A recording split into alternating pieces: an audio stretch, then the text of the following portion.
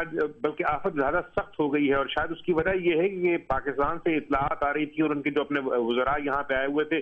وہ یہ کہہ رہے تھے کہ صدر زرداری جو ہے وہ انتہائی سخت لہجے میں وزیر اعظم ڈیوڈ کیمرون سے بات کریں گے اور ان کی کلاس لیں گے کہ انہوں نے کس طرح یہ مجال کی ہے کہ ہندوستان نے پاکستان کے بارے میں یہ بات کی ہے. تو شاید انہوں نے ٹون آلریڈی سیٹ کر دی تھی زرداری صاحب کے بارے میں، وہ تمام خبریں چھاپ کے جو پاکستانیوں کو بہت پہلے سے پتہ ہیں. اور یہاں آج جو ڈیلی میل اخبار ہے وہ تو یہاں تک چلا گیا ہے کہ اس نے ڈیوڈ کیمرون کے بارے میں یہ لکھا ہے کہ وزیر اعظم صاحب آپ ذرا سوچ سمجھ کے اس آنے والے مسٹر 10% سے ہاتھ ملائیں، کیونکہ ہو سکتا ہے اس ہاتھ ملانے کے پروسیس کے درمیان آپ کی انگلیاں غائب نہ ہو جائیں. یہ کہا گیا کہ mister Cameron please count your fingers after meeting after shaking hand with mister 10%. تو وہ زور شور جو ہے وہ ایک طرح سے ہم یہ نہیں کہہ سکتے گالی گلوچ ہو رہی ہے، لیکن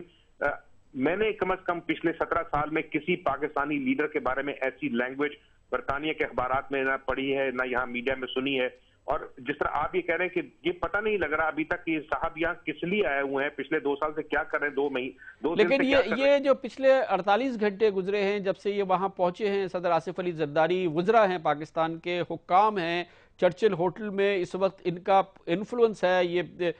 کئی دسیوں کمرے ان کے قبضے میں ہیں، تو یہ 2 دن کے سرکاری دورے میں اب تک ہوا کیا ہے؟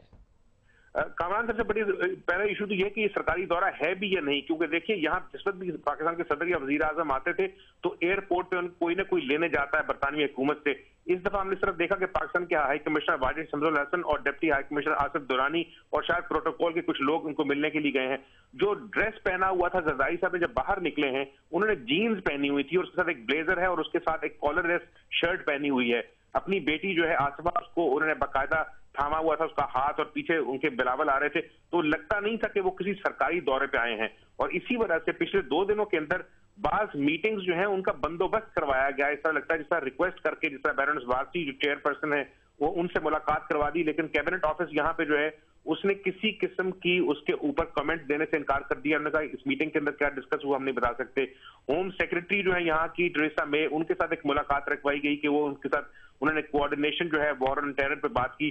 شرم کا مقام یہ ہے کہ اب پاکستان کے صدر جو ہیں وہ ہوم سیکرٹری سے ملاقات کر رہے ہیں اور اس کی خبر جو ہے وہ ریلیز نہیں ہو رہی. دوسری طرف ان کے جو وزیر ہیں یہاں پہ وہ اس برمنگھم کے مظاہرے کے لیے وہ خود یہاں لندن ان کے استقبال کے لیے نہیں آئے ہوئے تھے، وہ مینچسٹر میں بریڈ فورڈ کے اندر لوگوں کو اکٹھا کرنے کی کوشش کر رہے ہیں کہ وہ جلسہ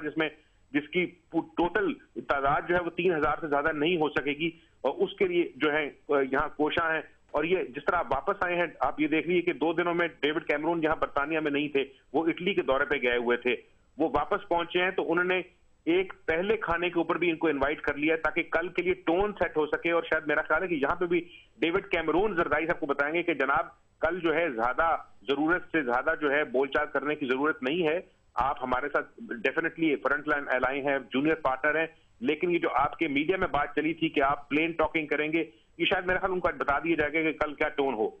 بہت بہت شکریہ عامر غوری.